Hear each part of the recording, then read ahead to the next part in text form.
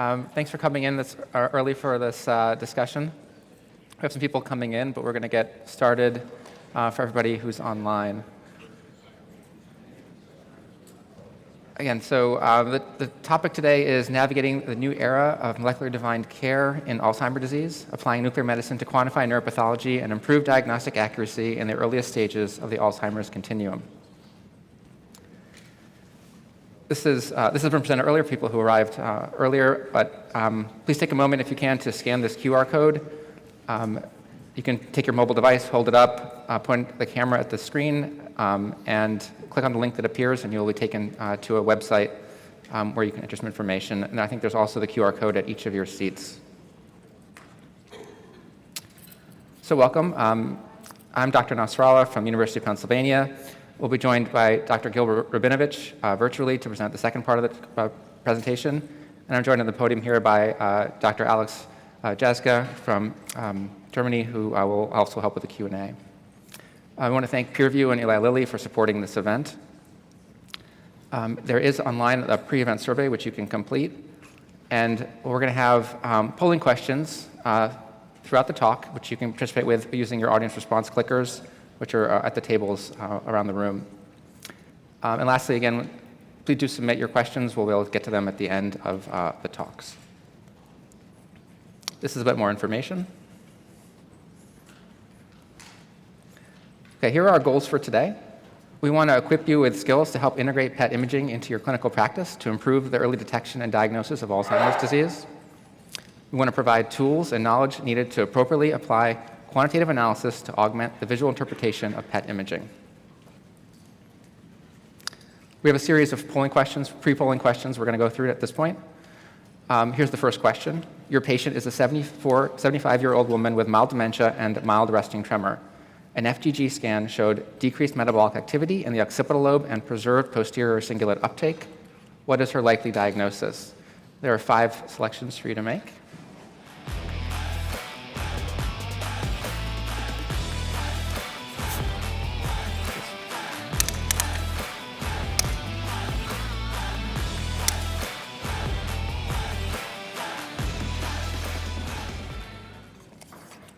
The second question is, you would like to run your patient's amyloid PET scan images through a quantitation analysis software program. What part of the brain would you designate as the reference region? Again, there are 5 answers.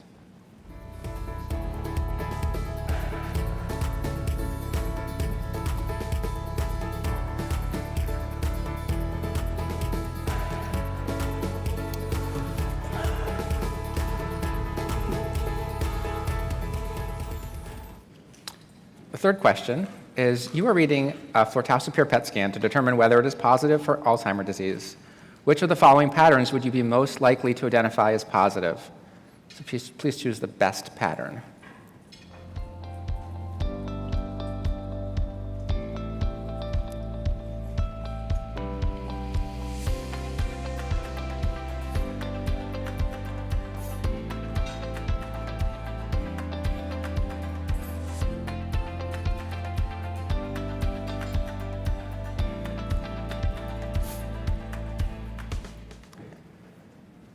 And this is the last question. You are a physician involved in the IDEAS study. You are informed that one of your enrolled patients who has a clinical diagnosis of mild dementia due to Alzheimer's disease had an amyloid PET scan with a centiloid score of 40. How would this information affect the diagnosis of your patient?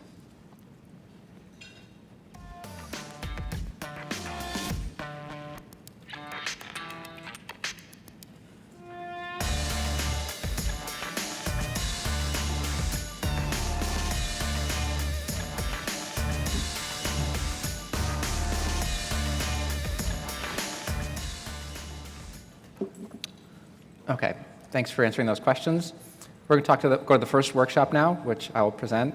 The title is From FDG to Amyloid and Tau PET, Imaging in Alzheimer's Disease. We have 2 cases to start the presentation. This is a case of a FDG PET scan presented here with 6 axial slices.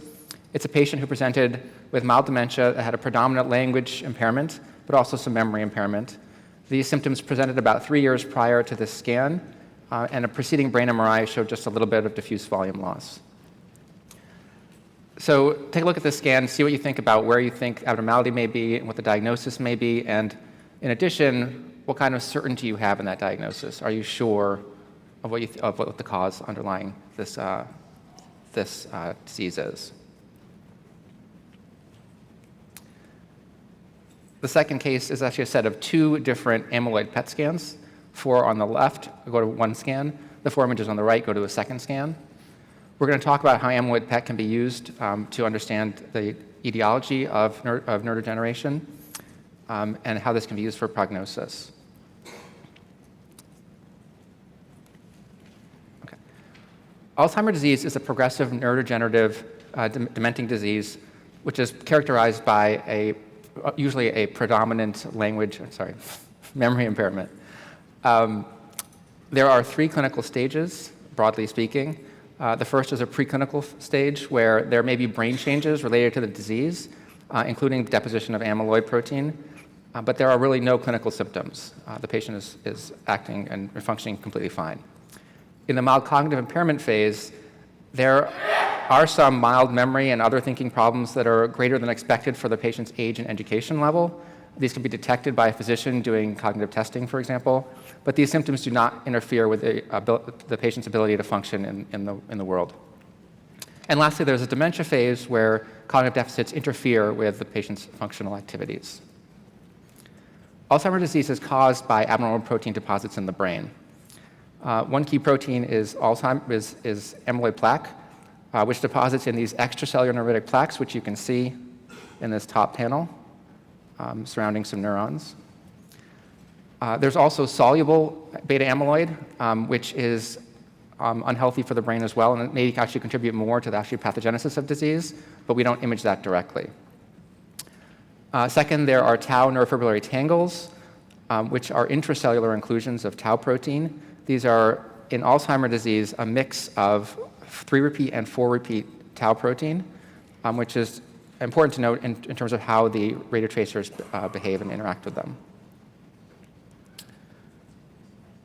Okay, so for a long time, we've been able to use FDG PET to understand the presence of neurodegeneration in neurodegenerative disease. You can see here on the right a picture of a whole body PET scan and shown in the sagittal plane, where you can see that even at rest, the brain has a lot of uptake of sugar, whereas the rest of the body is pretty quiet. So what we're doing in analyzing FDG PET is looking for areas of decreased metabolism. That indicates injury to the brain, no longer able to bind the FDG. And this is due to several different factors. First of all, if there's atrophy or actually loss of cell bodies, there's less demand for sugar. A decreased metabolic rate of the cells that remain present, decreased synaptic activity of the cells that remain present, and also a secondary decreased blood flow to the region, so less delivery of FDG to those regions of the brain. FDG PET is very useful for differential diagnosis of neurodegenerative disease, where the pattern of hypometabolism across the cortex is indicative of an underlying etiology. These changes are actually very similar to what you can measure if you looked at atrophy on MRI, but they are usually easier for us to see visually. So if you don't have a computational software, you are able to make a diagnosis with FDG more easily than with MRI. FDG PET also has a very strong negative predictive value, meaning that if the scan looks normal, that indicates that there is not a substantial amount of neurodegeneration present, and that means that the patient usually will do very well over the next few years. So there's not going to be a rapid decline in their status. This slide is a summary of how we use FDG PET in differential diagnosis. So the left-hand column shows the example of a normal scan where there is high uptake throughout the gray matter structures of the cortex and the deep gray structures. And it's a little bit variable, but fairly uniform across the structures.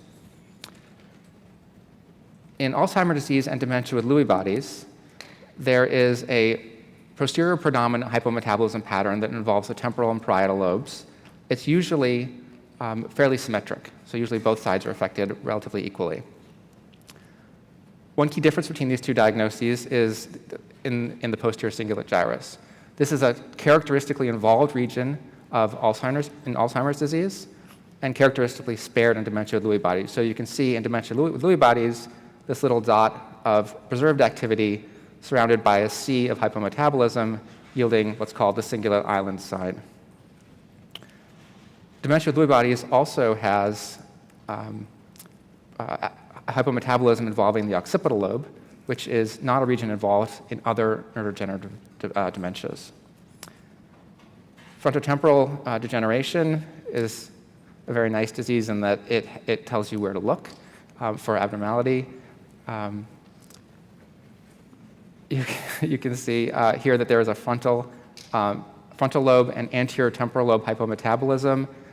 There's two different examples here. A column on the left is one patient, and the column on the right is a second patient.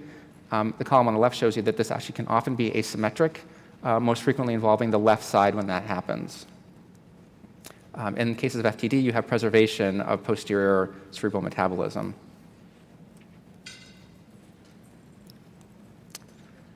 We'll come back to one of the polling questions we had earlier today. So this says, your patient is a 75-year-old woman with mild dementia and mild resting tremor. An FTG scan showed decreased metabolic activity in the occipital lobe and preserved posterior cingulate uptake. What is her likely diagnosis? Again, the same 5 selections are available.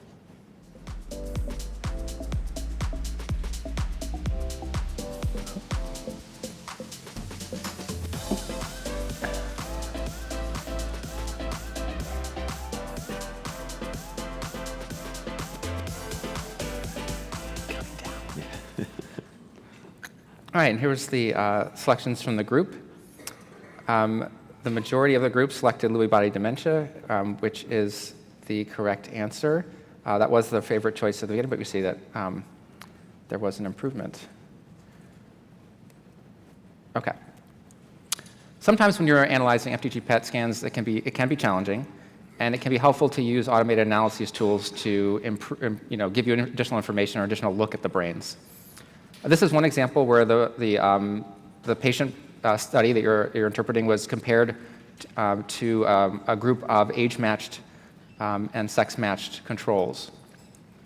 Areas that are abnormally low in metabolism are highlighted in red in this example, and you can see in these two examples that in the case of Alzheimer's disease, there is this typical temporoparietal hypometabolism that involves the posterior cingulate gyrus and the precuneus. Whereas in the case of FTLD, you have a asymmetric left frontal hypometabolism, which is, again, typical of that disorder. So these can be very helpful, especially in cases that you find challenging. There are multiple limitations of FDG PET in assessing for neurodegenerative disease. First of all, it is challenging to use this in early disease. So when you have very little neurodegeneration, the amount of hypometabolism is very mild.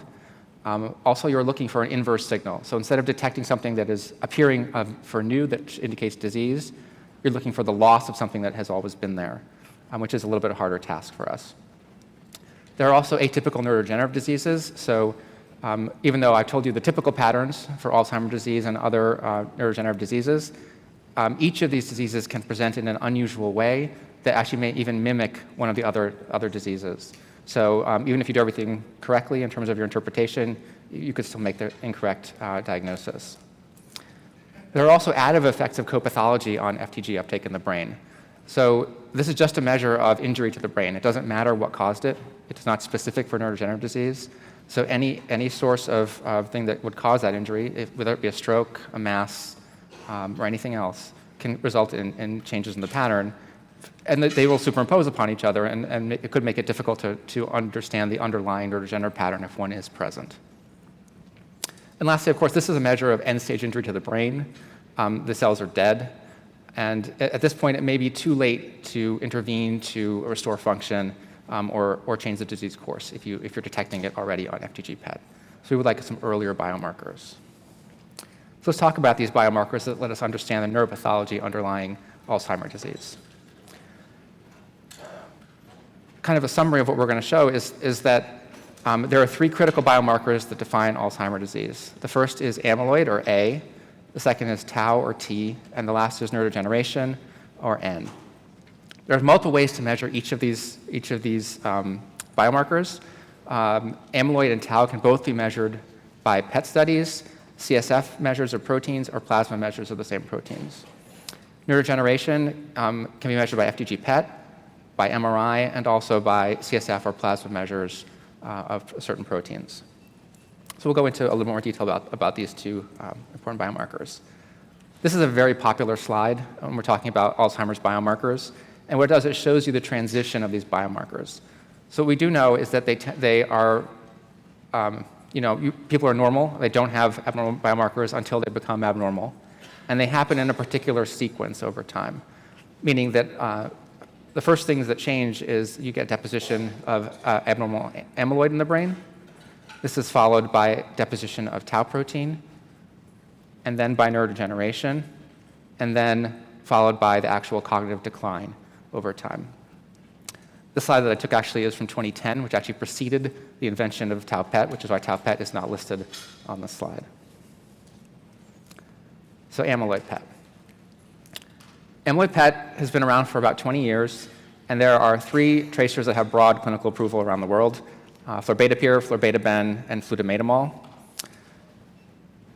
We read them all, when we interpret them clinically, as positive or negative. What we need to know is there amyloid present in the brain, or is there no amyloid present in the brain? The 3 tracers generally have fairly equivalent clinical performance. In fact, florbetapir and florbetaben have very similar chemical structures as well. And we'll talk about how we kind of interpret those over time. This is information about how you would perform these tests clinically, taken from the product inserts for each of them. One thing I'll point out is that the manufacturers give you a very broad range of uptake time over which these tests would work, and it's fair enough for you to select whatever time there works for your clinic.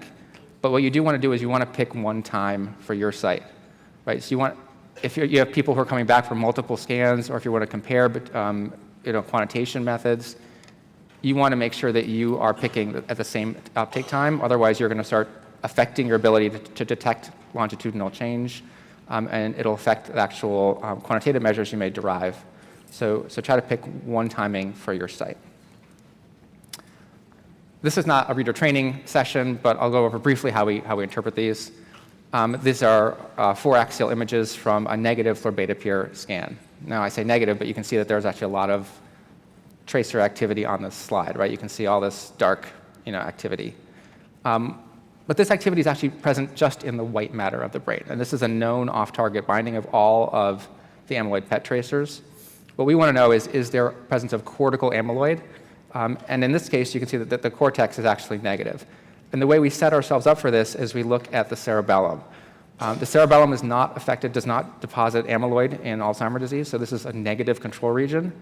And what you do when you read these is you set the windows so that the white matter in the posterior cranial fossa are dark, and the gray matter is light, and this is now appropriate for you to read the rest of the study. You look at the rest of the brain, and you're going to look for involvement of the cortex. In this case, we see this kind of jagged edge of the surface of the brain, indicating this kind of white matter skeleton of the brain, and no binding present in the cortex. So this is a negative scan. This is a positive scan with the same tracer. So here you can see that instead of having that white matter skeleton, you just see this kind of smooth surface of the brain. All the brain is the same intensity, except you see, of course, that the cerebellum is still preserved, right? There's no binding in the cerebellum, even this very positive scan. One thing you should realize here is that this is about as positive as it gets, right? So the intensity of binding in the cortex does not usually exceed the binding that's in the white matter, so you'll just see this kind of uniform appearance of the entire brain in a positive scan. You do want to be careful that you are checking for the presence of atrophy, because you can imagine that if you have sort of sulcal enlargement and spacing out of the gyri, that could put gaps in between the areas of cortex, and that would look like a negative scan if you just looked at it quickly, as opposed to understanding that it's due to the atrophy pattern instead. Here again, compared side to side, a positive scan and a negative scan. So we do have limitations in amyloid PET imaging. First of all, there's the availability issue. Even here in the United States, there is not 100% coverage of all PET facilities in this country. So there is definitely an access problems. There are also challenges with interpretation. These are particularly important near the threshold of positivity. So there is a relatively low signal-to-noise ratio. So even again, in the most positive cases, the signal is not greater than the background uptake in the white matter. There is this diffuse white matter off-target binding, which can make it hard to distinguish exactly where your positive signal, because you are looking for binding in a structure that's about just a few millimeters thick, right, the cortex. If there's motion of the patient during the PET scan, that can also make it look like a positive scan, because it'll look like it'll fill in through the cortex. Similarly, if there's a motion between the CT and the PET scan causing attenuation correction artifacts, that could also make it look like there's positivity where there is not. And finally, whenever you have a study, there's interreader variability. And this is a study that's particularly prone to that kind of problem. There is reader training to try to minimize that issue, but it's something that is persistent. As with FDG PET, sometimes it's useful to use semi-quantitative measures to assist your diagnosis. So what you can do is you can compare your study with control amyloid-negative populations using voxel-based analyses. You can use a measurement called the standardized uptake value ratio, where you take SUV values from the cortex, divide them by the reference region, which is the cerebellum for amyloid PET, and look at those, use those quantified numbers. We can also use something called centiloids, which is a unified measurement that allows you to compare directly any of the three tracers on a single unified scale. Here's another case. This is another amyloid PET scan, again shown with 6 images in the axial plane. You can see again that the cerebellum is negative, and there's that white matter binding. This case is perhaps a little more tricky than the ones we saw earlier, in that there are some regions that look like there is not binding of amyloid. But here in the right posterior cerebrum, you might be wondering, is there some cortical binding on some of these slices here, right? If you take this and run this through and compare to controls, some software can show you that, yes, those areas of the brain do seem to show increased binding. This may increase your confidence in making that diagnosis. This is a positive amyloid PET scan. I'll point out again here that the cerebellum is not colored because it is the reference region. So again, it's used as comparison. This is a different piece of software, which shows kind of similar information in a different way. This software will color code different regions of the brain that are important in Alzheimer's disease based on how abnormal the score is. This, again, is a case that's pretty clearly positive based on your visual read, and again, showing you that the computer software is agreeing with that, confirming your diagnosis. Okay, we're back to one of the polling questions. So you would like to run your patient's amyloid PET scans images through a quantitation analysis software program. What part of the brain would you designate as the reference?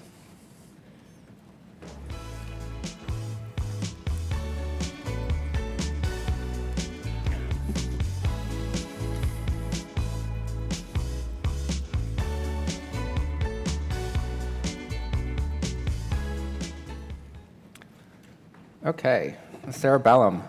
That has been popular all along. Excellent. Okay, a little bit more on centiloids.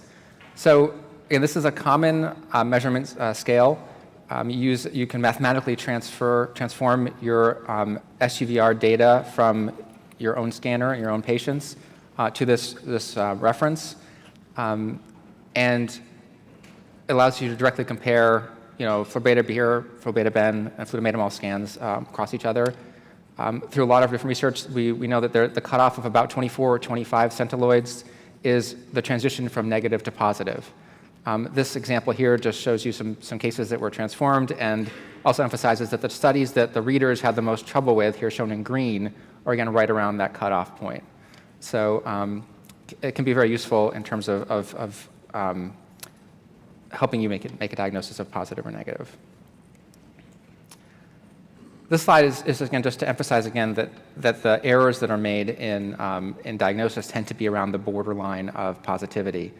These are cases where there's negative reads amyloid PET scans and positive reads shown in orange, shown by the centiloid values, and you can see that the ones that are on the wrong side of the line are right around that cutoff. And this is for all the different tracers. Okay, we'll move on to tau PET. There's one tau PET tracer that has thus far been approved, but there are several more in the works that may gain approval in the near future. Here again, we have examples of negative scans and positive scans for fluortaucipir. Fluortaucipir is able to bind Alzheimer's type aggregates and doesn't do very well in non-Alzheimer's tauopathies. So some of the FTDs do have other kinds of tau that deposit, but it doesn't detect them very well, though it can be used. An example of a negative scan, the nice thing is that this tracer does not have a lot of background uptake, right? So it's pretty negative throughout the brain. That being said, there are some areas of off-target binding that are known. So for tau superior tends to bind to iron deposits, neuromelanin, monoamine oxidase, and choroid plexus. So keep that in mind when reading this, but again, none of these tend to occur in cortex, which is again where you want to evaluate for the presence of abnormal tau. I'm showing you this in a very particular color scale, and what you want to do is this is what's recommended by the manufacturer, is to pick a color scale that has a very sharp transition in color. You set this transition based on binding of course, the cerebellum, and then you will be able to interpret anything that is in the upper scale as positive, right? So here again, you're starting to see cortical binding of tracer. Now we'll get a little more specific on how you're supposed to interpret these if you were to do this clinically. So once you've set your color scale thresholds, you then draw a series of lines. So you draw a horizontal line kind of posterior to the deep nuclei of the midbrain, and then you draw 2 vertical lines kind of splitting the temporal lobes in half, and this makes 4 quadrants in the temporal lobes. What you're looking for is binding in the outer posterior quadrant of the temporal lobe, and I can show you here that there is, on the left side, clearly binding in that region, and that's indicative of a positive scan. On the right side, parting some questionable stuff up here, you might call this negative if you just saw this kind of appearance throughout on both sides. Of course, it can be more widespread through the brain, and if you see things in parietal lobe and occipital lobe, that also can be counted as positive. But if you see only binding in the anterior or medial temporal lobes, or you only see binding in the frontal lobes, you should read that as a negative, right? So those are not typical patterns of Alzheimer's disease and should be interpreted as a negative study. A polling question. So you're reading for tau superior PET scan and to determine whether it is positive for Alzheimer's disease. Which of the following patterns would you be most likely to identify as positive?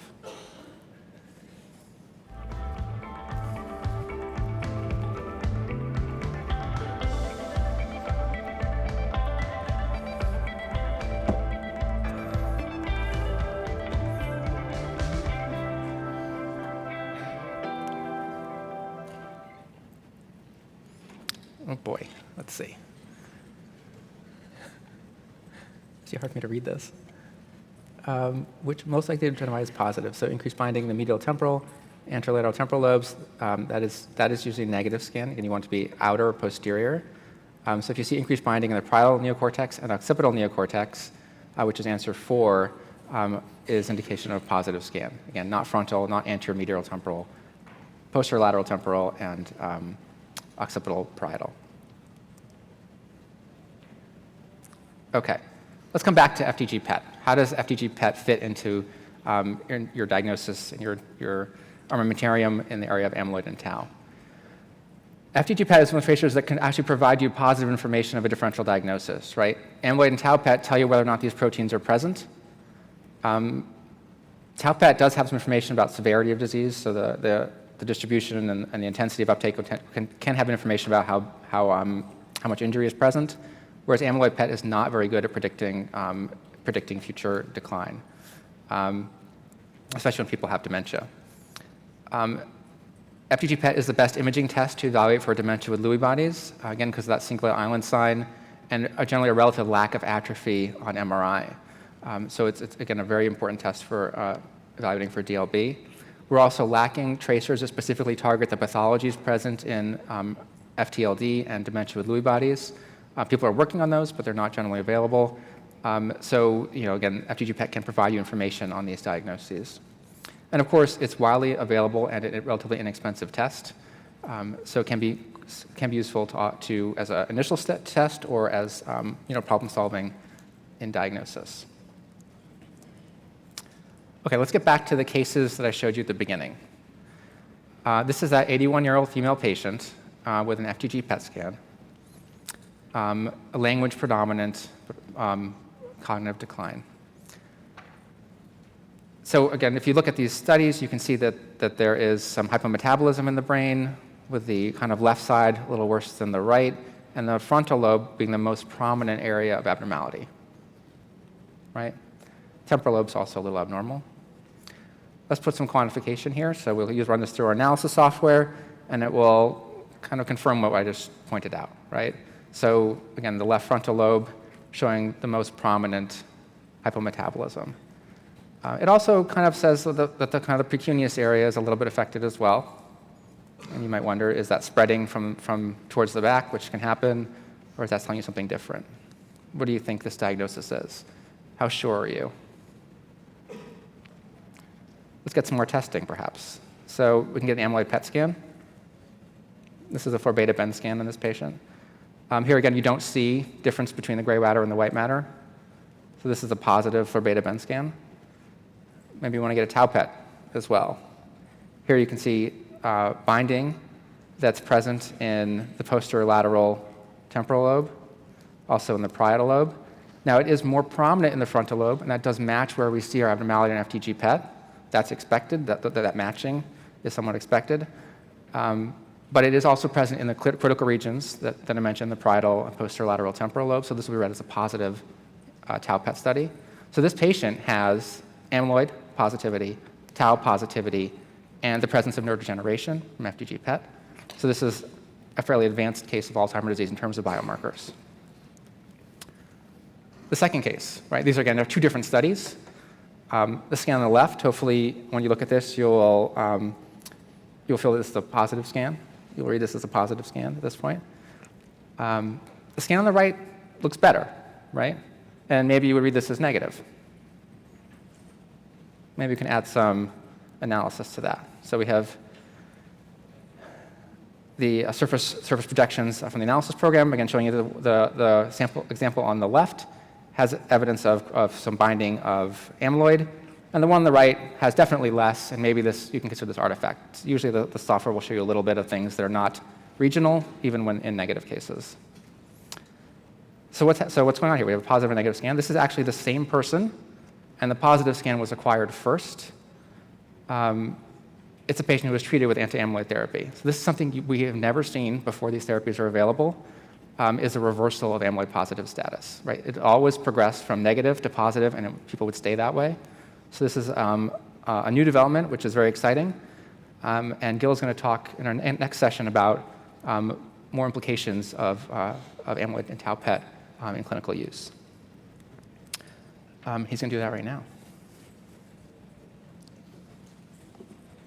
Hi, everyone. Can you hear me? Mm-hmm. Yes. Yes. All right, great. Well, nice to join you this morning. I apologize that due to a problem, I couldn't be there in person last minute, but I'm going to pick up right where Ilya left off and talk about clinical applications of PET imaging in this new era of disease-modifying therapies in Alzheimer's disease. And so I'm going to start with a case vignette and use that to illustrate when you might want to use amyloid PET clinically, review appropriate use criteria that are now 10 years old, actually, about to be updated, talk about the use of amyloid PET in the real world by discussing briefly a study called the IDEAS study, which maybe many of you are aware of or participated in. I'll briefly talk about how tau PET can be used clinically for diagnosis and prognosis. Really exciting use of amyloid and tau PET in AD drug development, and we think very soon now in clinical care, and then we'll revisit our case vignette. So this is a real case, a pretty typical case in my memory clinic. This is a 78-year-old woman who presented with 6 months of progressive cognitive complaints. Her primary complaints were around memory. She was misplacing objects, had mild difficulty recalling recent events, had twice left the stove burner on. She also had a little bit of trouble retrieving words, thinking of names of people who should be familiar, a little more trouble navigating in new environments. In general, she just felt a little bit slower when she was planning, multitasking, a little less able to concentrate. Her husband noted that she was slightly irritable, especially when he mentioned the memory problems, but really had no mood issues. She was retired and fully independent with all of her activities. Her past medical history, notable for breast cancer, which was treated with lumpectomy, radiation, and tamoxifen. She also had dyslipidemia, vitamin B12 deficiency, treated with simvastatin, B12, and calcium vitamin D supplementation. She did have a very significant family history of Alzheimer's disease. Her father developed dementia in his early 60s, her mother in her 90s, and her brother in his 70s, which certainly raises my antenna of concern. She was a retired social worker, a lot of education, would drink 1 glass of wine daily, and had some remote tobacco use. So her physical exam was just notable for a little bit of hypertension. She had a normal BMI. On neurological exam, she had what I call micro neurological findings, so a little bit of slowing on finger and foot tapping, some evidence of peripheral neuropathy, probably related to the B12 deficiency with decreased sensation in her feet and absent Achilles reflex, and a positive Romberg sign. So in our clinic, we do a battery of cognitive tests and in these individuals to objectively test their memory and other cognitive domains. She scored a perfect 30 out of 30 on the mini mental state exam. On verbal memory, she was right at average, and on visual memory tasks, she was 1 standard deviation below mean for age. And she was just around average on tests of language, visuospatial, and executive function. So really no objective cognitive impairment. However, this really likely represented a decline from her baseline because based on the history, she probably would have performed high above the average on many of these tasks prior to experiencing these symptoms. So this is her FLAIR. These are axial FLAIR images of her brain MRI. This is kind of the standard of care, is to get a structural image. We're going to focus on the medial temporal lobes. I apologize, this is a neurologic orientation, so left is left, right is right. You might notice a little bit of asymmetry with less tissue in the right medial temporal lobe, perhaps a little bit of sulcal prominence in some posterior areas, particularly medially, and some white matter disease. But really, I think it would be very hard, at least for me, to call any of these things clearly abnormal for age. And so at the end of a standard of care workup for memory complaints, I'm really left saying, well, you're testing normally, I'm concerned about your symptoms, your family history puts you at higher risk, but I'm really not sure whether or not these concerns represent normal aging, increased worry, or may represent the earliest stages of Alzheimer's disease. So as you can imagine, this is not a satisfying answer for many people, especially those who are seeking an evaluation for their memory. So, of course, Alzheimer's biomarkers that we talked about can help provide more certainty to diagnosis. About 10 years ago, Keith Johnson led a group that published appropriate use criteria for amyloid PET, and a few years later, these were also published for CSF, amyloid, and tau markers. The core criteria for someone who might be eligible for clinical amyloid PET is that they have to have a cognitive complaint with objectively confirmed impairment, so meeting criteria for either mild cognitive impairment or dementia, as Ilya defined them. The diagnosis has to be uncertain with AD as a possibility after a comprehensive assessment by a dementia expert, and then knowledge of the biomarkers is expected to increase your diagnostic certainty and alter management. There are a few scenarios where these criteria are usually met and are probably appropriate for amyloid PET. These include persistent and progressive unexplained mild cognitive impairment, maybe like the patient that I described in my vignette, people in whom you're considering Alzheimer's disease, but they have either an atypical or mixed course, or they have a lot of comorbidities like a lot of vascular disease, substance abuse, psychiatric disorders, and people who have an atypically early age of onset, which we define generally as symptom onset before age 65. And these individuals, diagnosis can actually be particularly challenging, and the stakes of diagnosis tend to be very high. Now, 10 years ago, we didn't have anti-amyloid therapies, but I'll add in parentheses, and when the appropriate use criteria are updated very soon, anyone who's being considered for an anti-amyloid therapy would be clinically appropriate for amyloid PET. There's some areas of controversy, like people who have subjective cognitive decline, they have complaints but test normally. My patient might fit in that category. And people with clinically typical forms of Alzheimer's, so a progressive memory disorder in late life. However, with the update of the appropriate use criteria, this probably will move to the appropriate category, because actually probably about 30% of people who present with a typical progressive memory predominant dementia don't have Alzheimer's but have a different pathology. And then there are cases when it's clearly inappropriate. So amyloid PET scan shouldn't be a substitute for a clinical assessment. It shouldn't be the first test ordered. It shouldn't be ordered at this time outside of research in people who are cognitively unimpaired, or ordered just based on a family history, genetic risk, and certainly not for non-medical use like determining eligibility for disability or insurance. Now, as many of you know, access to amyloid PET has really been restricted by lack of reimbursement by third-party payers, including Medicare. In 2016, I led a group of investigators that partnered with Medicare to evaluate the clinical use of amyloid PET through coverage with evidence development in individuals with MCI or dementia who met the appropriate use criteria. We enrolled over 18,000 patients at 600 memory clinics, and these were scanned at about 350 PET facilities. And to summarize a whole lot of work in just one slide, what we found was that amyloid PET had a very significant impact on patient management. We found that changes occurred after the PET scan in over 60, changes in management occurred in over 60% of patients with MCI or dementia.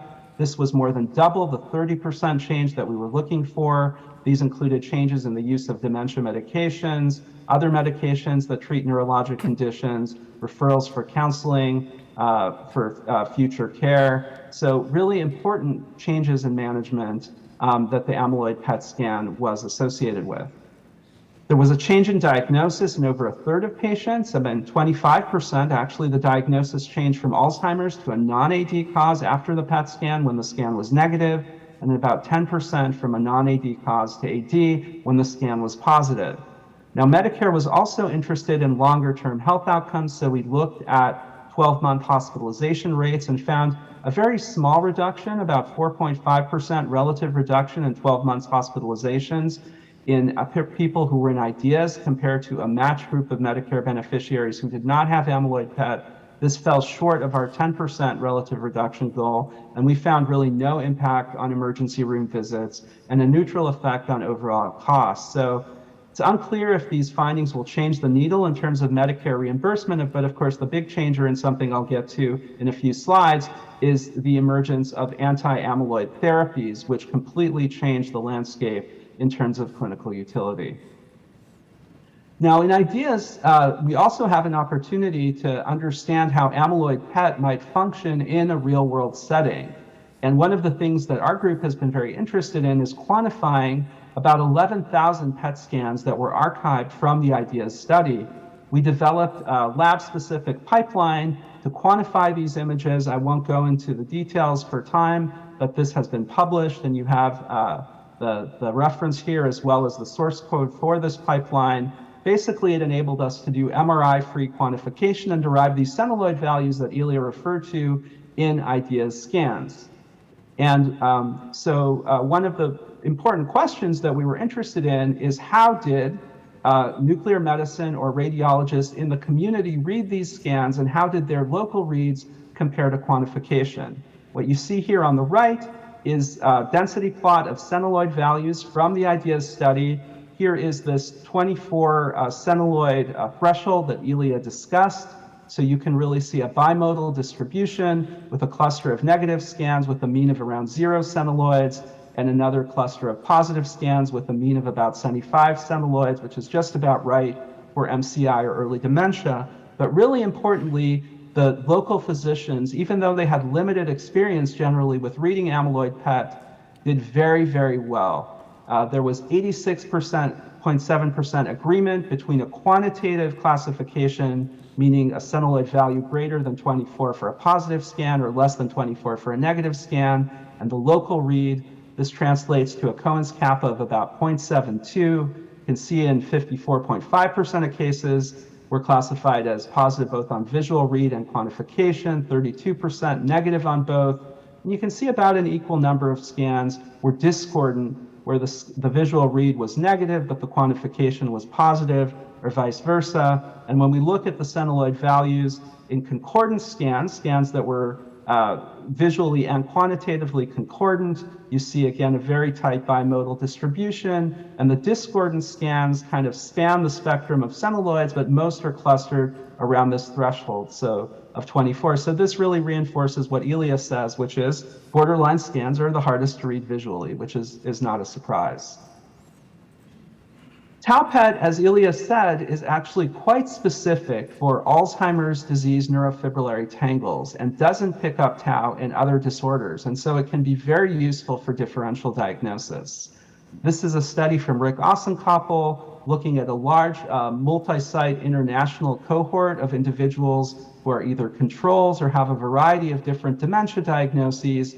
And on the x-axis, you can see the fluorotaucipir SUVR values in the temporal lobe, and here's a threshold for positivity. And so what you really see here is that the scans, the tau PET scans, are quantitatively positive in most people who have MCI due to Alzheimer's disease with a positive amyloid PET, or dementia due to Alzheimer's, but are very rarely positive in many of these other disorders. And in fact, when they are positive, you can see that the amyloid PET scan is positive. So these individuals may have been misdiagnosed or have some Alzheimer's co-pathology. So the AUC of temporal lobe fluorotaucipir uptake is very high, 0.95, in discriminating AD dementia from non-AD dementia with sensitivity and specificity of about 90%. The AUC is a little bit lower in separating amyloid positive MCI from non-AD conditions, and that's because there's a drop in sensitivity. So the tau PET scan is not quite as sensitive to pathology in people with MCI, but the specificity remains high. And here are data with a different tau tracer in a different cohort, giving very similar results. So very good AUC for diagnosing AD dementia from non-AD, but a lower AUC again in amyloid positive MCI with really, in this case, quite low sensitivity, but good specificity. So just a take-home point from this slide is that in the MCI stage, amyloid PET will probably be more sensitive for Alzheimer's pathology. At the dementia stage, amyloid PET and tau PET perform very similarly, actually.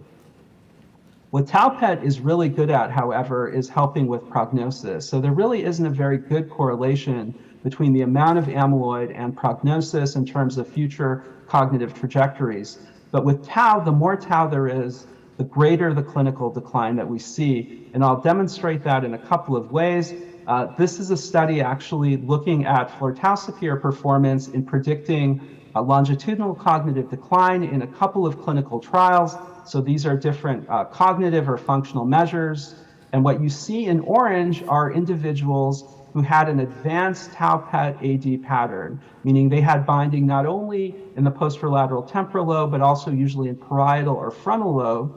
And these individuals across the different scales progressed more rapidly in terms of their cognitive decline than individuals who had a negative fluorotaucipir scan or had just mild AD binding pattern with that little extension into the posterolateral temporal lobes. This is a study again from Rick Ossenkoppel comparing the prognostic value of tau PET, amyloid PET, and MRI in a large multi-site cohort. And what you see on the y-axis is the change in MMSE over time, and on the x-axis, the baseline temporal lobe fluorotaucipir, amyloid PET centiloids, or MRI cortical thickness. And so baseline tau PET had the strongest relationship with longitudinal decline in MMSE with higher tau binding associated with more rapid decline. The R-squared was about 0.35. Amyloid PET was only weakly correlated with future decline with an R-squared of 0.17, and you can see that MRI was somewhere in between with an R-squared of 0.24. So of all these imaging modalities, tau PET was actually the most predictive of future cognitive decline. Now, one area where amyloid and tau PET are going to be used or have been used is in clinical trials. They have been used to select the right patients for treatment, for example, confirming that someone has amyloid before you treat them with an anti-amyloid monoclonal antibody. They've been used to select people for early intervention at very early or even preclinical stages and to confirm target engagement.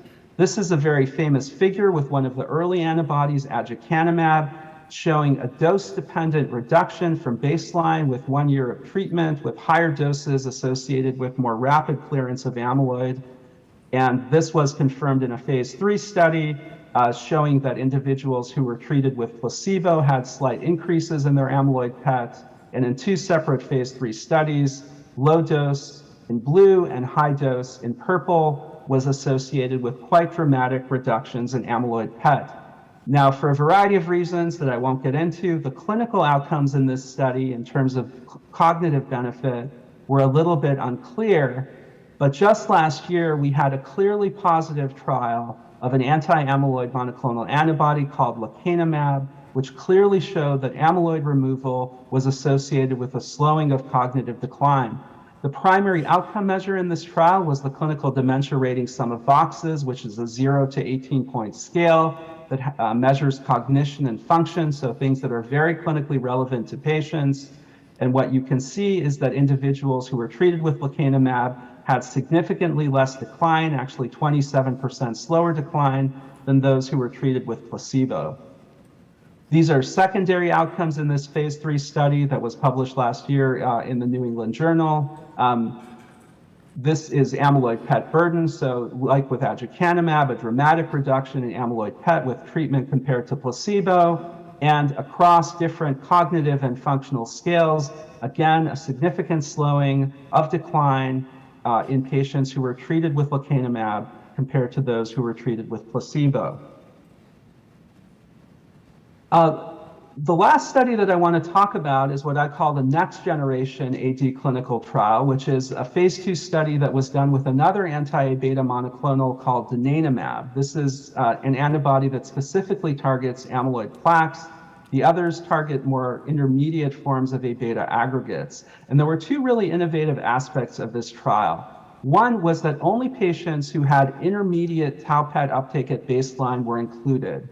So the thinking was that if an individual had very low tau PET uptake, they'd actually be unlikely to show any cognitive change over the 18 months of the trial, whereas if people had very high tau PET uptake, removing amyloid would actually be less likely to help. So this is now an example of how we might use PET imaging for disease staging and selecting the right patients for a particular intervention like amyloid removal. The other innovative aspect was that the duration of treatment was actually titrated to the PET response. So people were switched to placebo once their amyloid PET scan went from positive to negative. So now instead of thinking of treating people indefinitely with the antibodies, you're really treating to a goal of removing amyloid, and then you observe these individuals, kind of akin to induction chemotherapy. And what was found in this phase 2 study was that there was, again, very rapid, in fact, the most rapid clearance thus far of amyloid. This was associated with a slowing of progression of regional tau PET. So this is maybe some evidence even of disease modification. And then again, about a 30 or 35% slowing of clinical decline on this scale called the IADRS. And we just heard a couple of months ago through a press release that the phase 3 study of this antibody was also positive, hitting its primary clinical outcome with 35% slowing of decline. We're going to hear the full data about this trial in a couple of weeks at the Alzheimer's Association International Conference. So more and more you can see new drugs entering the clinic and think about how PET might be very important for both patient selection and monitoring treatment. Okay, so let's get back to my 78-year-old female patient. Again, we had a lot of uncertainty about whether or not she had early stage Alzheimer's. Here is the florbetaben PET scan. So as Elia showed you, you're all now experts in reading these scans. There's no gray-white distinction anywhere. This is a clearly positive scan. The quantitative value was about 105 centiloids. And here's a tau PET scan. This is a different tracer that we haven't talked about yet called PI2620. But you can see the tau PET uptake extending into the posterolateral temporal lobe, particularly here on the right. And so this would be a positive AD pattern, but an early AD pattern. So this individual might actually be a very good candidate for anti-amyloid therapies. And so using our biomarkers, we now can diagnose mild cognitive impairment due to Alzheimer's disease with biomarkers positive for amyloid tau, and I'll give a soft positive for neurodegeneration based on that MRI. Based on these results, we started donepezil, we made lifestyle changes, senior driving assessment, made sure advanced directives were in order, sent referral to the Alzheimer's Association. They're currently considering treatment with an anti-A beta monoclonal. And so just some take-home points from this presentation. Amyloid and tau PET can guide AD diagnosis and care. They facilitate an early and accurate diagnosis, and tau PET in particular can be useful for prognosis as well. The IDEA study showed evidence for real-world feasibility and utility. There was a large impact on diagnosis and patient management, and very reassuringly, high agreement between local visual reads and centralized quantification. And amyloid and tau PET have really had a transformative impact on AD drug development. And I think this is really a very exciting time to be in this field because we are about to see a complete paradigm shift from a current model where we provide a clinical diagnosis and symptomatic treatment with cholinesterase inhibitors to a new era where we have biomarker assisted diagnosis, early detection, and can intervene with molecular specific therapies. And so I will end there and take you back to the room for another poll question, I think revisiting an earlier poll question. So hand it back over to Ilya. Okay, yeah, so find those clickers. This is the fourth poll question. You are a physician involved in the IDEA study. You are informed that one of your enrolled patients who has a clinical diagnosis of mild dementia due to Alzheimer's disease has an amyloid PET scan with a centiloid score of 40. How would this information affect the diagnosis of your patient?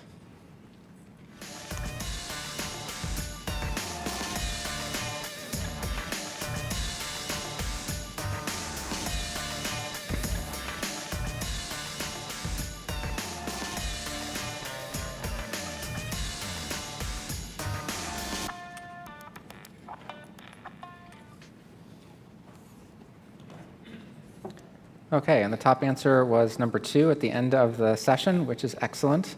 Again, that score of 40 is above the 24, 25 threshold used for centiloids, putting it into the positive range. So the presence of amyloid and cognitive decline should be confirmatory of your initial diagnosis.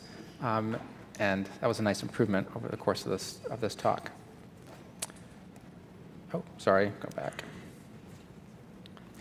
Okay, we're going to move on to the question and answer session. So Alex has some questions that have been submitted. You probably still have an opportunity if you have any more to add them into that pile, and we can try to get to as many as we can. Thank you. So first of all, thanks to the 2 distinguished speakers for presenting such a really nice overview over the value of PET imaging tools. Also with regard to novel therapies. So we collected a few questions. I will try to summarize them a little bit.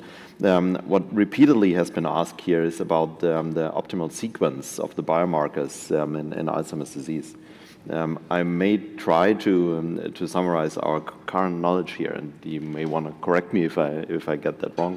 There has been the old amyloid hypothesis, which basically says that amyloid comes first, followed by tau pathology in the brain, and then followed by neurodegeneration. If we stick to that concept, our biomarkers, imaging biomarkers, would be applied in the same order, meaning amyloid imaging would be the first test turning positive, tau would be the second test turning positive, and FDG PET or structural imaging would be the third, the sequence, the resulting consequence of neurodegeneration.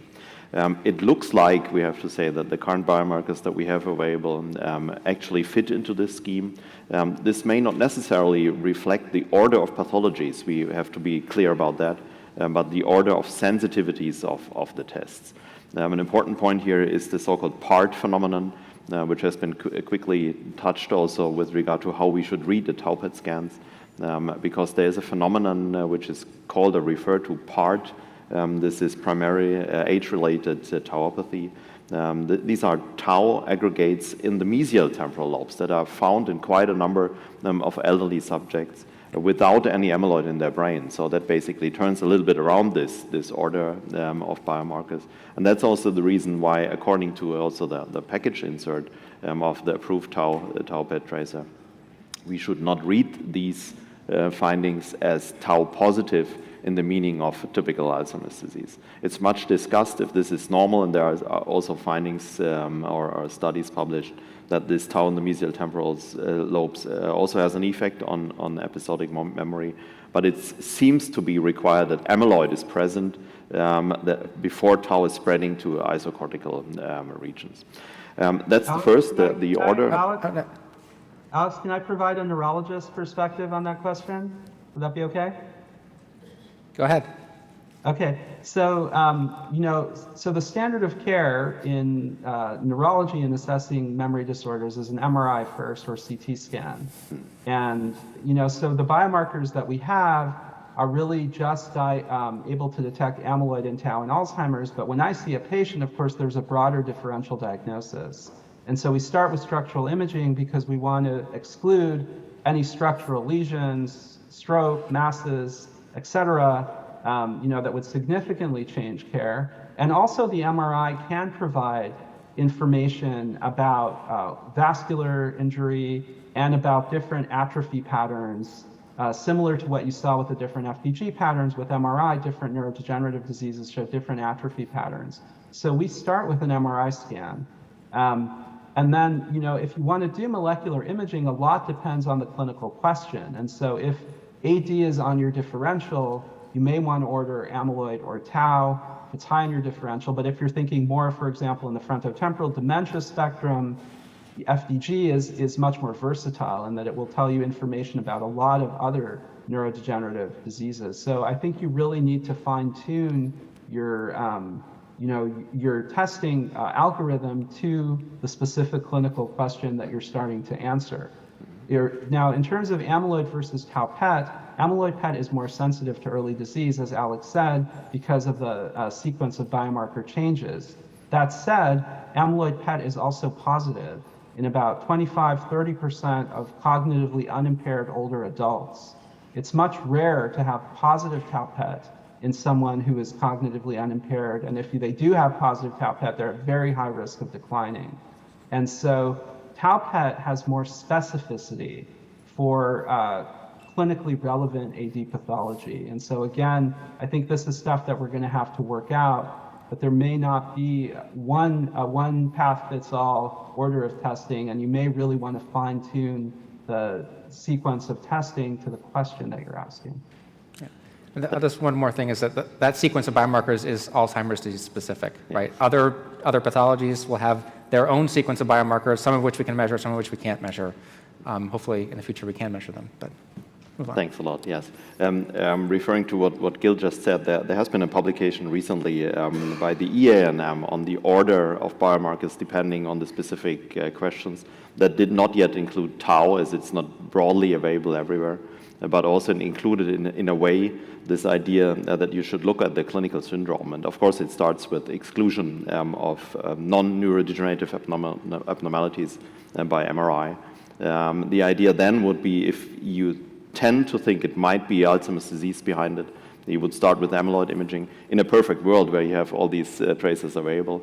If you would tend to think it's maybe rather frontotemporal dementia, you could go towards FDG PET, as it will give you some idea on what's going on in basically every neurodegenerative disorder, as we also saw in the presentations.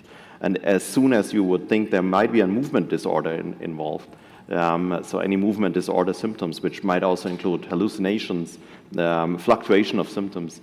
You could even start with a dopamine transporter scan to see if the integrity of the dopaminergic system is okay, and then switch towards FDG PET, which will give you an idea on the different types of Parkinsonian syndromes.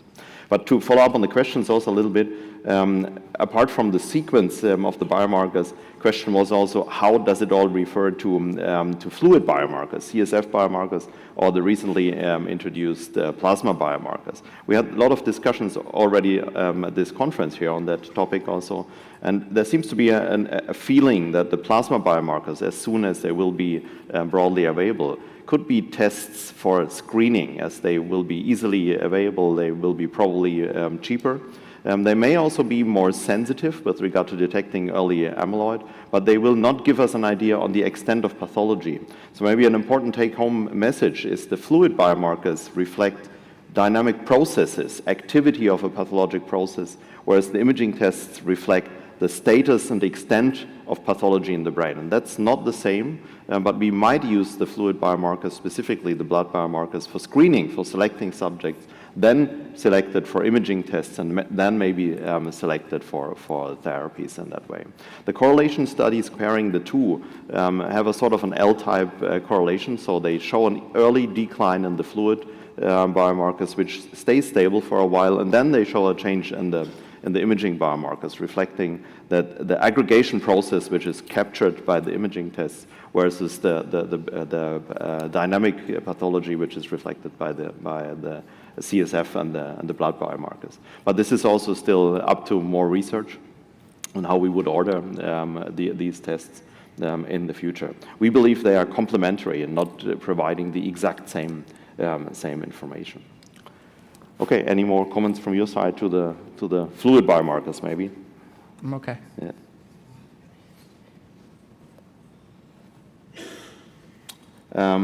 What else do we have? Is there any AD biomarker ready for primary care and screening? That might again refer to the fluid biomarkers, primary care and screening. We would certainly not do or not recommend screening by means of the PET imaging tests.